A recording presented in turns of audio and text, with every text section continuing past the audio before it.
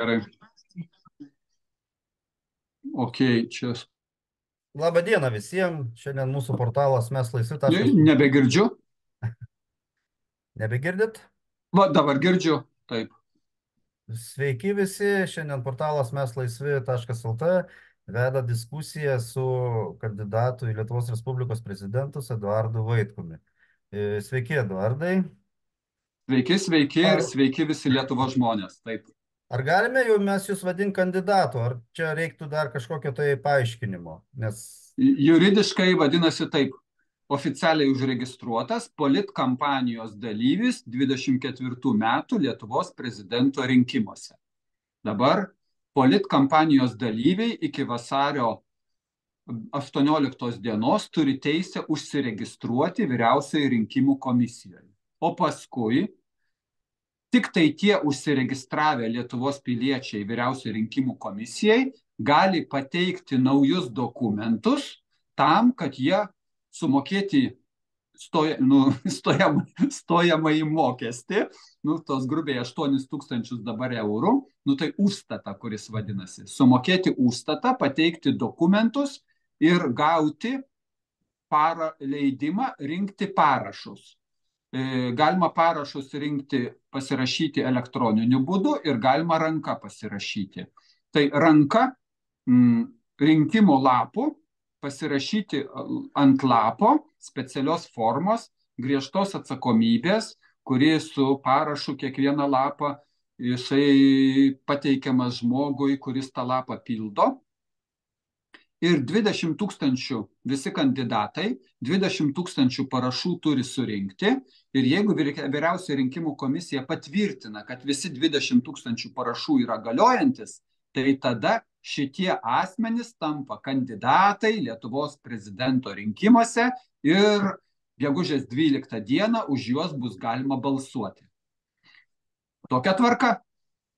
Supratom. Tai reiškia, vis tiek mes tikimės, kad jūs tuo kandidatu tapsite. Nes pagal reitingus ir apklausas šiaip jūsų šitas žinomumas kyla. Matom, vis tiek stebim tą erdvę. Tai šitoj vietoje aš įsiterpsiu, kadangi aš esu totaliai nesisteminis ir net sistemai visiškai netinkamas žmogus, kuris skelbia mintis, kurios greuna šitos sistemos pamatus. Apie tai paskui galėsim vėliau pakalbėti, ar ne? Tai kai aš rugsėjo 5 paskelbiau apie savo kandidatavimą, bet ne tai, kad savo, kad aš teikiu Lietuvos žmonėms savo viziją, savo matymą ir kelią, kaip turi elgtis ir eiti Lietuva 24 metais ir kaip naujas prezidentas, ką tame kelyje turi daryti. Tai nei viena jokia didesnė masinė informavimo priemonė apie tai nei vieną žodį nepasakė. Palyginimui ir skirtumui, kai apie bet visus kitus kandidatus ir generolą Tutkų, kuris paskelbė sekančią dieną ir Delfi, ir 15 minučių, ir LRT, Celofanas Antanas Kondratas paskelbė, tuoj pat visi pranešė, išskyrus apie mane. Tai čia tiesiog iliustracija, kas kam yra pavojingas. Nes jeigu aš nebūčiau pavojingas, tai sakytų, vėl kažkoks tai nusenęs profesorius ar ne profesorius, Lietuvos gyventojų pasipriešinimo okupacijai centro vadovas, Tai sakytų, sugalvojo nesąmonę. Įdomu, Eduardai, jūs sakot pavojingas, tas pavojingumas kame jūs? Pavojingumą gerai atspindi mano ir Zigmo Vaišvilos paskutiniai 5 straipsniai apie tai, kaip Lietuva atkovojo ir prarado savo nepriklausomybę. Nes aš keliu klausimus pagrindinius, kad Lietuvos konstitucija yra daugkartinai sulaužyta, Seimas sąmoningai laužo Lietuvos konstituciją ir nėra jokio mechanizmo, kaip tą laužimą apriboti. Ir nėra viena labai svarbi frazė, kurios nieks neleidžia viešai pasakyti plačioj auditorijai, kad Lietuvoje nėra politinės jėgos, kuri matytų prasme. Kame prasme? Lietuvos nepriklausomybės prasme, Lietuvos savarankiškumo prasme. Nes mes su Zigmu Vaišvila buvo 4 straipsnis, iš viso 5 straipsniai. 4 straipsnėje labai detaliai sudėliota, ten 4 puslapiai išėjo, kaip iš Lietuvos žmonių buvo pavogta teisė patiems spręsti savo likimą. Kaip mes visi buvom apgauti ir koks mechanizmas tai buvo, kokiu mechanizmu tai padaryta. Ir šitam kontekste, va dabar prie praėjusį penktadienį, kartu su Zigmu Vaišvila, aš jau vienas aš buvau kreipęsis į generalinę prokuratūrą, prašau įvertinti ir nubausti pagal Lietuvos baudžiamąjį kodeksą kaltininkus, kurie viršijo savo įgaliojimus, tarptautinius įgaliojimus ir nepaisant Lietuvos konstitucijos reikalavimo, pažeidžiant reikalavimo, mes atsidūrėm valstybių sandraugoj, kurioje Lietuvos konstitucija yra žemesnis teisinis aktas negu niekieno nerinktų Briuselio biurokratų nurodymai. Mes praradom konstituciją savo, realiai, savo pagrindinį įstatymą. Nu tai tada ana byla pasibaigė, nes neskundžiama nutartimi, teismai pasakė, čia nėra ko nagrinėti. Tai dabar su Zigmu Vaišvila penktadienį, prieš 3 dienas, šiandien nesekmadienis, tai prieš 2 dienas vakar, tai penktadienį vėl iš naujo kreipėmės į generalinę prokurorą. Bet pagrindinė mintis to kreipimosi, arba Lietuvos žmonės yra patys savo likimo šeimininkai, arba kaip yra dabar realiai padaryta, mes esam parduoti, priduoti ir kaip valstybė, ir kaip žmonės. Valstybinių požiūrių mes nebesam savarankiški. Ir tai mechanizmas padarytas nusižengiant Lietuvos konstitucijai. O kas yra konstitucija, būtina paaiškinti. Konstitucija tai yra Lietuvos žmonių priimtas teisės aktas, ne valdžios. Lietuvos žmonės priėmė šitą teisės aktą ir aš tada sakau grubiai, davė tą teisės aktą į dantis valdžiai. Jūs privalote laikytis šito teisės akto. Ir jeigu valdžia jo nesilaiko, valdžia tampa nebeteisėta. Kodėl? Konstitucijai aiškiai, mūsų visų Lietuvos žmonių priimtoj konstitucijai parašyta. Bet koks Seimo priimtas įstatymas, bet koks vyriausybės nutarimas ir kas tik nori, jis yra neteisėtas, jeigu jis prieštarauja konstitucijai. Tai Lietuvos valdžia praranda teisėtumą, kai jie laužo konstituciją. Šitam kontekste aš dabar priminsiu elementaris, 2 labai svarbes detalės šioj kadencijoj. 84 Seimo nariai sulaužė konstituciją ir Konstitucinis teismas tą patvirtino. Visai nesvarbu, dėl ko tas įstatymas buvo. Ne įstatyme problema. Profesorius Žalimas, kuris buvo Konstitucinio teismo teisėjas, ar ne, žinovas, ir kuris dabar yra kandidatas taip pat kaip ir aš prezidento rinkimuose, tas politkampanijos dalyvis, ar ne? Prezidentas, tai yra Žalimas, profesorius Žalimas viešai teigė ir rašė. Delfi publikavo. Seime, ką jūs darote? Tai akivaizdus laužimas konstitucijos. Seimas prabalsavo 84 už. Po to Konstitucinis teismas pripažino, nes žaidimas yra toks. Gali sulaužyti konstituciją, bet jeigu nieks nesikreips į Konstitucinį teismą, tas sulaužimas praeina tvarkingai. Visi tyli. Konstitucinis teismas patvirtino sulaužytą konstituciją. Taigi kilo sumaištis, kasgi kaltas. Ir tada profesorius Žalimas, kuris irgi kandidatas nuo tų Laisvės partijų, dabar vėl parašė antrą kartą ir visi viešai atspausdino, kad neieškokit kaltųjų iš Bilotaitės, ministrės. nes visi žinojote, kad laužote konstituciją. Tai dabar šitam kontekste konstituciją sulaužė 84 Seimo nariai, sąmoningai žinodami, kad jie laužo konstituciją. O konstitucijos sulaužimas tai ir priesaikos sulaužimas. Kas gali pašalinti iš Seimo 84 Seimo narius, kurie nusižengė savo priesaikai ir kurie tapo nebeteisėti. Norint juos pašalinti, reikia pirmiausia 84. Tai lieka 57 Seimo nariai nesulaužę konstitucijos. O norint juos pašalinti, reikia 85 Seimo narių balsavimo, kad jie prabalsuotų 85 Seimo narių daugumą. Mes turim sistemą sąmoningai padarytą, kai galima laužyti konstituciją. Ir nėra jokios, o konstitucija, kaip sakiau, Lietuvos žmonių priimtas aukščiausias teismo aktas. Ne teismo, o teisėsaugos aktas. Įstatymas. Paimkim praėjusią kadenciją. Praėjusiai kadencijoje 112 Seimo narių, ne, 111, atsiprašau, 111 Seimo narių vienbalsiai sulaužė konstituciją. Pasilieka 30 Seimo narių nesulaužysių. Kame ten buvo kabliukas? Elementarus. Lietuvos konstitucijos straipsnis sako, Lietuvoje negali būti užsienio karinių bazių ir masinio naikinimo ginklo. Šventa. Tokia Lietuvos žmonių valia. Jos negalima nepaisyti. Jeigu jos nepaisot, jūs nebeteisėti. Valdžia nebeteisėta.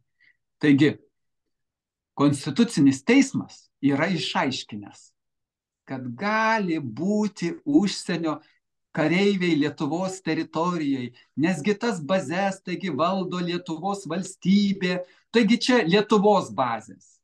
Toks yra Konstitucinio teismo išaiškinimas. Dabar sutartis tarp Lietuvos, ne tarp NATO, o tarp Lietuvos ir Amerikos. Ir toj sutarty parašyta, berods 4 kartus, ne 1, ne 2, 4 kartus parašyta. Į bazės, Lietuvos bazės Šiauliuose, tam tikrą teritoriją turi teisę įeiti išimtinai tik tai Amerikos kariškiai. Tam tikrose bazės vietose turi teisę pastatuose išimtinai tik tai Amerikos kariškiai. Išimtinai tik tai Amerika. Tokiu atveju šitas 111 Seimo narių prabalsavimas sulaužo Lietuvos konstituciją ir konstitucinio teismo išaiškinimą. Bet lieka 30 Seimo narių, kurie nesulaužė, jie niekur nesikreipė, tai liktai savaime suprantama. Konstitucinio teismo sprendimo dėl šito nėra, nes niekas nesikreipė ir nesikreips. Ir formaliai žiūrint, nieks nepasakė, kad sulaužyta konstitucija, nes tik 9 teisėjai turi teisę pasakyti. 3 milijonai Lietuvos žmonių prabalsavo už konstituciją, aš sakau čia apibendrintai, ar ne, nes kiek tų milijonų ne tiek ten svarbu, ar ten 3 milijonai mūsų gyventojų, mes 3 milijonai priėmėm konstituciją. Ir ta konstitucija yra neapsaugota. Jos nieks nesaugo, tos konstitucijos. Ir užtat, remiantis tuo nesaugojimu, mes esam apiplėšti, mes esam praradę savo suverenitetą. Briuselis nurodo, ar Lietuvoje šiandien turi būti 19 valandą ar 20 valandą. Briuselio nurodymas. Mes neturim teisės patys spręsti. Čia daug nurodymų. O dabar lapkričio 22 Briuselis irgi priėmė, Europos parlamentas priėmė įstatymus, kai ir likučių savarankiškumo Lietuvos nebelieka. Briuselis nuspręs, kiek Lietuvos teritorijai turi gyventi emigrantų. Ne Lietuvos nieks nebeklaus. Briuselis nuspręs, kokia sveikatos apsauga turi būti. Briuselis nuspręs apie visokių seksualinių mažumų mokymą Lietuvos mokyklose. Ir Lietuvos kaip valstybės pavadinimo nelieka, lieka pavadinimas teritorijos. Ir lapkričio 22 dienos konfederacijos, ne konfederacijos, sakyčiau, centralizuotos Europos valstybės sukūrimo, kad veto teisės nelieka, tai čia jau savaime suprantama. Tai lapkričio 22 dieną Europos parlamente priėmė, jau patvirtintas toks sprendimas, o dabar yra mechanizmas nustatytas, kaip toliau tas sprendimas bus nuleistas žemyn ir užtat praėjusi berods penktadienį, ar praėjusi penktadienį Seime buvo spaudos konferencija, kur aš irgi pasisakiau ir vienintelis iš kandidatų pasirašiau, kad jeigu aš būsiu Lietuvos žmonių valia, man bus liepta dirbti Lietuvos prezidento pareigose, tai aš niekada nepasirašysiu ir neteiksiu to dokumento Seimui ratifikuoti, kad Lietuva praranda ir likučius tos mūsų nepriklausomybės.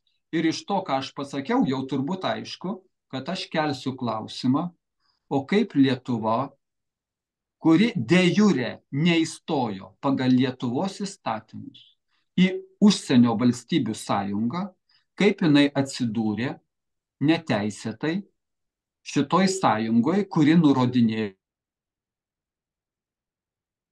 mums kaip elgtis. Mes 90-ais neįstojame iš Tarybų sąjungos, nes mes nebuvome įstoję. Buvo okupantai, Tarybų sąjunga okupavo mus. Šiuo metu dabar Lietuvos vietinė valdžia, aš vadinu vietinė okupantų valdžia, mus apgavystės būdu įtraukė į tam tikrą sąjungą. Aš asmeniškai balsavau, ėjau per referendumą ir balsavau už Europos Sąjungą į tą klausimą, ar sutinkate pritarėt buvimui Europos Sąjungoje. Aš ėjau ir balsavau už. Bet Lietuvos žmonių valios, kad tai įsigyvendintų, nebuvo. Tai dabar klausimas paprastas. Arba mes sakom, nesvarbu, kad apgavo, mums taip gerai. Jeigu mes tai pasakom, tai tokiu atveju reiškia, mes pasirašom tiesiog. Ateity apgavyščių bus ir daugiau. Ir sekanti apgavystė, kurią aš matau, kad mes prabusime ir paaiškės, kad mes jau kariaujame. Mes oficialiai viešai sakome, valdžia, reikia mūšio lauke nugalėti branduolinę valstybę. Tai vien šitas pasakymas yra absurdas. Tai totalus absurdas. Tai išdaviko kalba. Nes šita kalba, kad Lietuva turi mūšio lauke nugalėti Rusiją, reiškia Lietuvos sunaikinimą kaip valstybę. Jau nekalbu apie Lietuvos žmonių sunaikinimą. Dabar jūs kalba daug tokių, sensacingų dalykų žmonėm, bet didžioji Lietuvos gyventojų dalis, jinai tiesiog neturi galimybės šito išgirsti ir priežastis to yra, turbūt ir jūs žinote, yra masinės informavimo priemonės. Tai užtat jie ir negali su manim diskutuoti. Taip. Jūs dažnai minite LRT kaip melo portalą, ir dabar Lenkijoje buvo rinkimai neseniai, Tuskas atėjo į valdžią ir jis tenai puolė pirmoje eilėje pertvarkyti televiziją visuomeninę tą ir kaip būtų pas mus su to žiniasklaida situacija, su visuomeniniu transliuotoju LRT, jums atėjus, tarkim, užėmus prezidento postą. Tai prezidentas turi tam tikras Lietuvos apibrėžtas gairias. Kaip ir visur yra tam tikros tvarkos. Užsienio politika yra ypatingai svarbu, ar ne? Čia nieks nesiginčia. Nes nuo to ir karo klausimas ar taikos klausimas nuo užsienio politikos priklauso. Bet dabar imkim į vidaus politiką, kuri kiekvienam žmogui labiau suprantama. Galbūt tai tiesioginio sverto prezidentas neturi, bet aš visai nusiteikęs teikti Seimui įstatymo pataisas ir aš visai suprantu, kad šitas Seimas, kuris pasilieka 5 mėnesiam, po prezidento priesaikos pasilieka 5 mėnesiam senas Seimas. Jisaigi, kaip aš negražiai sakau, išdavikų ir okupantų Seimas ir iš jo tikėtis, kad jisai ką nors pritars, nors kam nors, nėra nei menkiausios galimybės, jeigu realiai kalbėti, ar ne? Bet tai yra labiau principo reikalas, principinę poziciją parodyti mano kaip prezidento, kad aš teikiu dėl užsienio agentų įstatymo. Beveik tada visos masinio informavimo priemonės yra užsienio agentai Lietuvoje. Užsienio agentų įstatymos, ypatingojo prokuroro įstatymą, kur kovai su korupcija ir kovai su visom neteisybėm sveikatos apsaugos sistemom. Kai šitas įstatymas iš tikrųjų prieš 10 ar 15 metų Seime buvo jau pradėtas svarstyti, bet jis tiek mirtinai pavojingas, kad nieks net necyptelėjo apie jį. Buvo jau analizė pateikta, kaip užsienio valstybėse yra šito klausimu. Bet jis yra ypatingai pavojingas visom mafijiniam struktūrom. Bet vėl, principo klausimas. Teikiu įstatymo pataisą, kad Ignitis, kuris 26 metais turi būti vien tik tai privatus, kad Ignitis, kuris dabar dalinai yra privatus, o dalinai yra valstybinis, ta privati dalis būtų nacionalizuota. Nes mes turim situaciją, kai 200-300 milijonų eurų per metus pelną turi valstybinė šiuo metu, valstybinė struktūra, nes didžiąją dalimi Ignitis dabar dar valstybinė struktūra. Bet jinai turi pelną kelių šimtų milijonų, kieno sąskaita, Lietuvos žmonių sąskaita. LRT tiesių tekstų meluoja, tiesiausių tekstų meluoja. Gruodžio mėnesį, kas už dujas mokate, sąskaitoje elementariai parašyta, teisingai, 1 kubinis metras, €1,50. LRT per gruodį mėnesį 2 kartus parašė, dujos kitais metais, šitais metais atpigs 5%, nuo 87 centų iki 83 centų. Meluojate. Nuo €1,50 iki 83 centų, kai per visus 23 metus dujų kaina, biržose pasižiūrėjau kainuoti, Olandijoje biržose, ten, kur svarbiausia yra, ar ne? Tai dujų kaina sausio mėnesį praėjusių metų 50-60 centų, o paskui per visus metus 40-50 centų. Mes Lietuvoje mokėjom €1,92, o antrą pusmetį €1,50.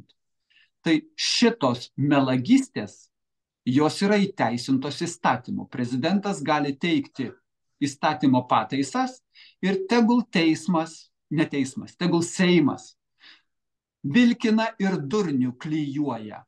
Jie ir taip klijuoja, ar ne? Bet tegul vilkina ir neįrodo. Nepradeda svarstyti, neįrodo, stengiasi neparodyti savo impotencijos. Aš tada nusiteikęs, kaip prezidentas, paprašyti eilinių Lietuvos žmonių pagalbos. Paprašant mandagiai Seimo priimti įstatymus sąžiningus ir tinkamus. Ir kartu su Lietuvos žmonėm prie Seimo demonstracijose stovėti ir palapinę ten pasistatyti, kol Seimas apsigalvos ir supras, kad jie tarnauti turi Lietuvos žmonėm. Be konflikto čia nieko neišeis. Jūs galvojate, taip įmanoma, nes nei vienas iki šiol buvęs prezidentas nepasinaudojo tokia galimybę, progą pakviesti žmonės tiesiog kažkur tai ir kažką nuveikti, ne, su žmonėm. Aš jums ir atsakysiu, čia kadangi mes ir diskutuojam, tai mano giliausių įsitikinimų iki šiol, pradėkim nuo prezidento Adamkaus, kuris puikiai žinojo, kad buvo parašyta, 3 metus turi gyventi Lietuvoje ir tada gali kandidatuoti Lietuvos prezidento pareigas. Adamkus žinojo, kad jis negyveno Lietuvoje. Bet jis mylėjo Lietuvą ir galvojo turbūt.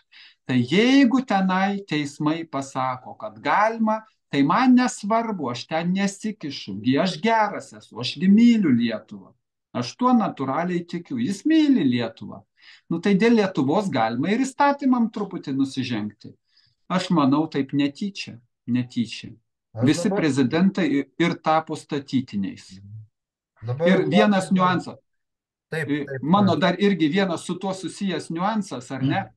Rinkimų įstatymą būtina pakeisti, bet aš negaliu pakeisti, aš galiu teikti Seimui, o Seimas gali neklausyti. Vienas rinkėjas, vienas balsas. Baigiam. Taip parašyta Konstitucijoje. Jokių bet Seimas įstatymus priėmė. Daugiamandatinės. Ir tada ką mes turim? Vieni rinkimai.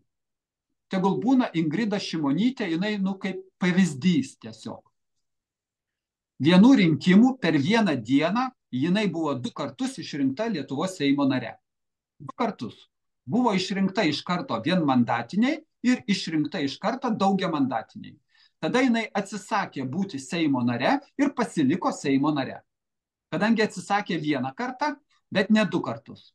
Toliau kiti asmenys per tuos pačius rinkimus daugiamandatiniai jau buvo išrinkti. Jau matosi, jie viršui ir tikrai išrinkti. Jie toliau dalyvavo politiniai kovoje ir 2 kartą žmonės už juos balsavo. Ir šitas absurdas, mediciniškai šizofrenija šita, yra įteisinta įstatymais. Viskas teisėta. Tai aš galiu teikti Seimui, kad vienas balsas, vienas žmogus, vienas rinkėjas, vienas balsas. Ir tuo pasibaigia. Seimas gali atmesti, bet vėl tada, be žmonių valios, aš daugiau nieko padaryti negaliu. Tai aš privalau tiesiog kreiptis į žmonės ir paprašyti. 100 000 žmonių susirinkim ir apjuoskim Seimą draugiškai susikabinę rankomis. Ir paprašykime. Būkit padorus. Kai aš buvau mažas, sakydavo, būk žmogus, padaryk šitai, būk geras, padaryk šitai, nes tai yra teisinga. Tai šitą galiu padaryti, bet tik kartu su žmonėm. Ir dar paskutinis šitam kontekste. Politinės partijos, kuriomis pasitikė 5,10% Lietuvos žmonių. Jos yra finansuojamos iš biudžeto, mūsų visų pinigais. Toliau politinė partija savo kišeninius partinius kandidatus prezidento poste, jie gali finansuoti savo pinigais. Mane kaip nepriklausomą kandidatą, save išsikėlusi kandidatą, gali finansuoti tik tai Lietuvos žmonės ir pirma auka iki 50 eurų ir daugiau negalima, nes ten yra tam tikri nurodymai. Politinė partija ir iki 50 vienas žmogus ir viskas. Politinė partija gali 111 000 paskirti savo kandidatui. Praėjusią kadenciją, čia taip šią kadenciją, kol kas nesakysiu, koks kandidatas, koks skirtumas. Šią kadenciją daugiausia gavęs. Praėjusią kadenciją 580 000 partija paskyrė savo kandidatui. Ir po to sako, taigi čia lygiateisiai rinkimai. Visi vienodas sąlygas turi. Partija 100 000 gali įmesti, o žmogus, jeigu jisai tam tikrą normą nustatytą, nedaugiau kaip 10% savo praėjusio atlyginimo, praėjusių metų pajamų vidurkio. Aš kalbu apie nelygiateisę situaciją rinkimuose. Tai prezidentas gali teikti Seimui įstatymo pataisą, prašau, pasielkite padoriai ir lygias teises visiems suteikite. Mano vizija yra, kad politinės partijos turi būti remiamos tik tai per partinį mokestį. O daugiau iš jokio biudžeto, iš jokių juridinių asmenų.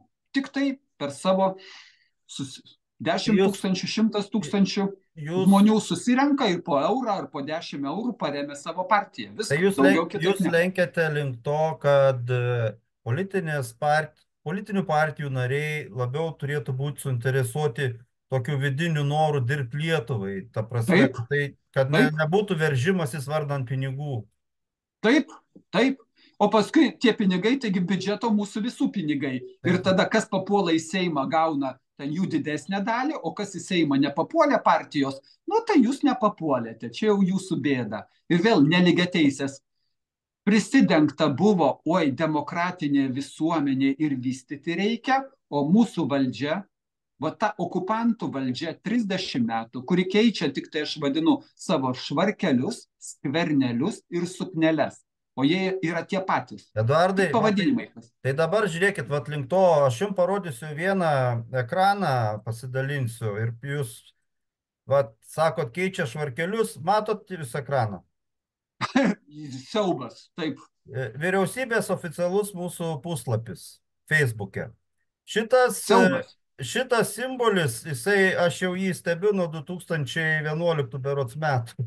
Nu, gal biški anksčiau. Bet jisai yra vytis vat mėlynam fone. Jisai niekaip jo nekeičia ir aš kreipiausi keletą kartų, nu, tiesiog ignoruoja ir nekeičia šito simbolio. Tai vat nekeičia jie tų švarkelių, pasirodo. Nes jie tokie patys, jie tokie patys. Bet šitam kontekste jūs labai gerai parodėt. Aš kiek einu pro Seimą ir pasižiūriu užsienio vėliavos. Nors pagal Lietuvos įstatymus draudžiama prie valstybinių institucijų užsienio vėliavas kelti. Yra tam tikras įstatymo nuostata, jie turėjo pakeisti, kad būtų tai legalu. Užtat mano pirmuose darbuose ir yra parodyti, pirmas mano darbas yra nurodytas, kad aš atsisakau, kad mane kaip išrinkus prezidentu, kad aš būčiau apdovanotas tokio ordino ir kartu su auksinė grandinė. Didelė auksinė grandinė yra. Nes už išrinkimą apdovanoti nereikia, už darbus reikia. O paskui antras mano darbas – nuimti užsienio šalių vėliavas nuo visų valstybinių institucijų ir tame tarpe Lietuvos ambasadų užsienyje. Čia prie užsienio ambasados, Lietuvos ambasados, pavyzdžiui, Londone, Ukrainos vėliava plevėsuoja.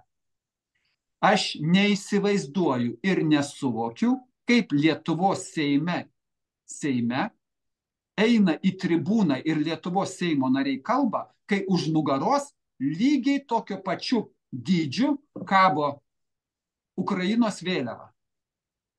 Aš nuplėščiau tą svetimos šalies vėliavą, jau nekalbam apie Gitano Nausėdos, kai jis viešai pabučiavo svetimos šalies vėliavą, aš tada paskambinau į prezidentūros protokolo skyrių, su vedėju pasikalbėjau ir paklausiau kuklų klausimą, ar pagal protokolą kur nors Lietuvos prezidentui yra numatyta, kad jis kažkokiom progom, kažkaip tai, ar prisiekdamas ar neprisiekdamas, kad jis pabučiuoja ir Lietuvos vėliavą. Ne, sakė, tokio nuorodo nėra.